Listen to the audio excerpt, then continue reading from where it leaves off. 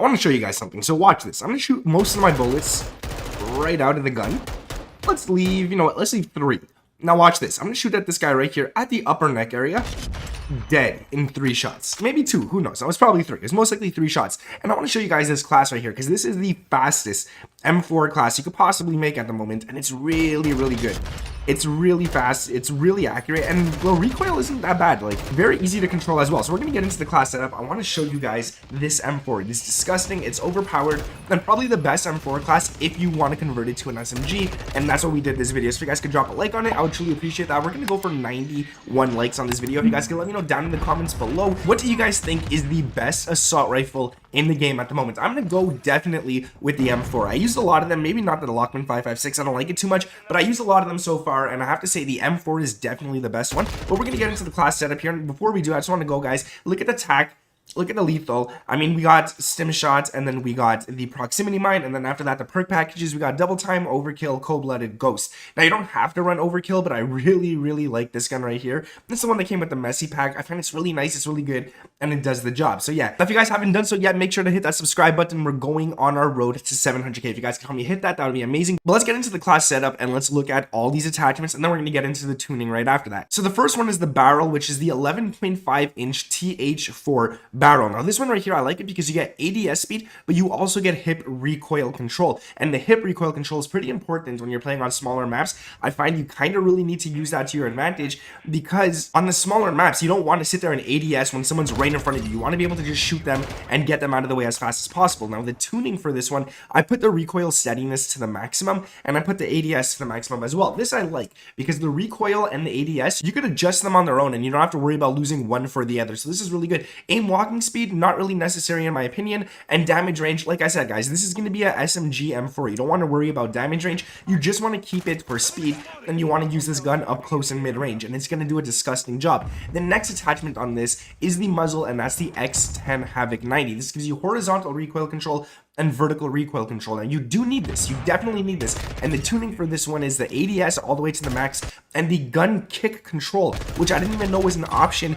Put that to the max as well. Now look what happens right here in the firing range. When you have this attachment on, the recoil is very nice, pretty solid, stays in the center, but if you take the attachment off, go back into the firing range, this gun's gonna kick all over the place. See, it starts shooting up right away, so definitely don't run that. If you go for the long shots, you're not even gonna hit a shot. It's going to be so hard to control, so definitely throw that on, and it's going to be really nice on the weapon.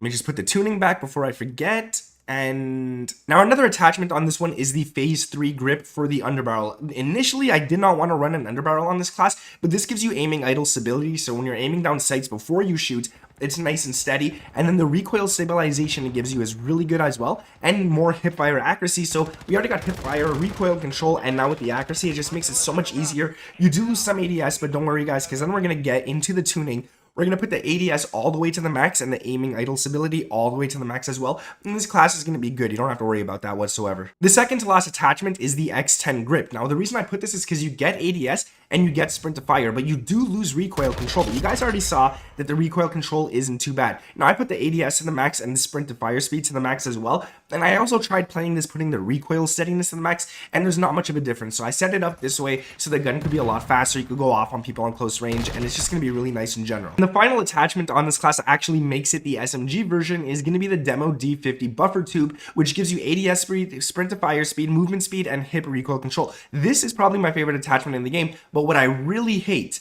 is that you lose flinch resistance. I don't like that because you flinch a lot in this game, and the aiming recoil control is down as well. So you could switch this. Like I showed you guys in the firing range before, this gun is already pretty accurate, but you could definitely switch it out if you want this one right here, let's say, which gives you sprint speed, not sprint to fire speed, aim walking speed, crouch movement speed, and ADS. You lose a bit of recoil control, but this one is tunable. The D50 or the Demo D50 buffer, you can't tune it. That's it. That's all you get with it. This one right here, you could tune it and you can make it even better for you. What I would suggest is the ADS to the top, and the aim. Actually, let's put the aim walking speed up a little bit as well. I normally don't suggest that, but let's just try it out for a second. Let's get into the firing range and see how this gun shoots. So let's let this thing move. It's not moving. Okay, there we go. There we go.